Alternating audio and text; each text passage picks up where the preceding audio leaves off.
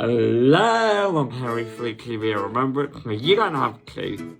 And today I'm going to review another underrated horror film called The Vampire Next Door, and it's another original YouTube indie film. This movie was created by a YouTube channel called Film Idiot. Yes, that is their real name, I'm not making fun of them. And honestly, for an indie film that reaches about an hour long, it's really good, and honestly, you should all check it out. If you don't know, if you have not seen the film, once again, I implore, go and watch it yourself. I will leave a link in the description so you can go check it out. And I implore you to check out the film yourself, then watch the film. Editor Harry here. I meant to say watch this video after watching the film. But without being said, let's get into the review.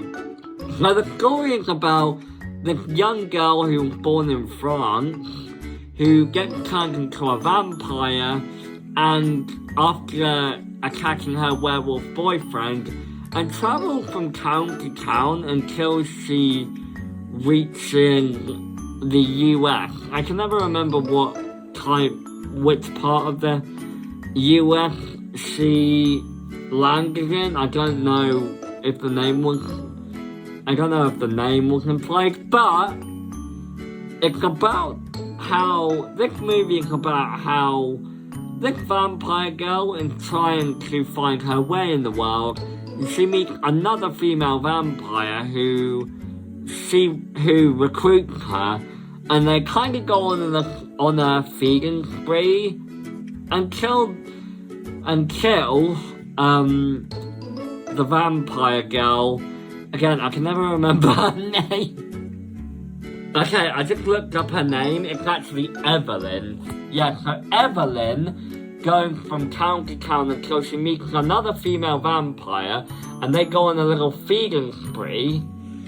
And this goes on until Evelyn meets a boy and his friend who she starts to grow fond of. And for a short film, yeah, I think this has got quite a good story. What I will say is the VFX for this film are really good for an indie film. I love how the vampire's eyes glow. I love how they actually show the fangs in some shots. And yeah, it's got quite a low budget, but it's still a really good film to watch. I think the character of, well, I say Jacques, I think that's her boyfriend's name, but the boy she meets who looks like him is a really likable main lead, and I really like how Evelyn befriends the boy at the end, and she kind of becomes an ally. Some could argue that maybe they would have wanted Evelyn to be all evil and that, but I mean, we already had an evil female vampire in the film, so I think it was really nice how Evelyn kind of turned out to be a good girl. And I think the setting for this film, the majority of it being filmed at night, gives a really eerie but beautiful visual for the audience. And I really love that about this film. Initially, when I first saw the title, The Vampire Next Door, I thought it was going to be a typical vampire romance story. You know, the ones with the sexy, non-threatening, glossy body vampires that would not hurt a fly. Nah, this vampire, yeah, she's sexy, she wouldn't hurt a fly, but yeah, not all vampires are good in this film.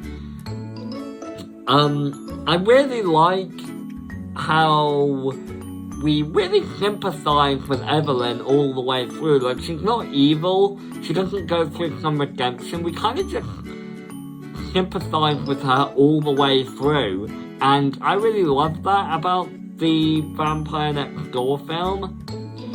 I like that the beginning of the film, she kind of speaks her natural accent, I think French, but as she goes from town to town and eventually lands in America, she kind of learns to speak a bit of English. I think that's actually quite realistic in the sense where if an American were to come here to the UK, their accent could possibly go down a little bit and start to become a bit more British. I don't know the word. Don't come for me in the comments.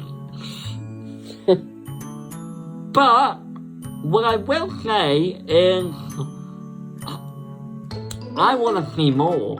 I want to see a sequel to this film. I think it's kind of interesting that Evelyn only speaks a little bit of dialogue, and you kind of have to look at her facial expression to see how she's feeling, but I'd be down to see a sequel to this film. Like maybe one where Evelyn becomes closer and closer to the boy and maybe worries about hurting him. Funnily enough, that's actually a concept for my own vampire story. So, yeah, Phil, maybe if you're watching this, please, maybe don't take that idea. Or if you do, ask me first, and I'll tell you what not to copy.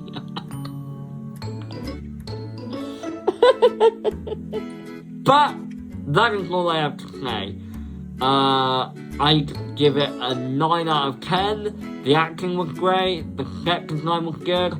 The visual effects, the visual effects were actually really good. All the practical effects were nicely handled.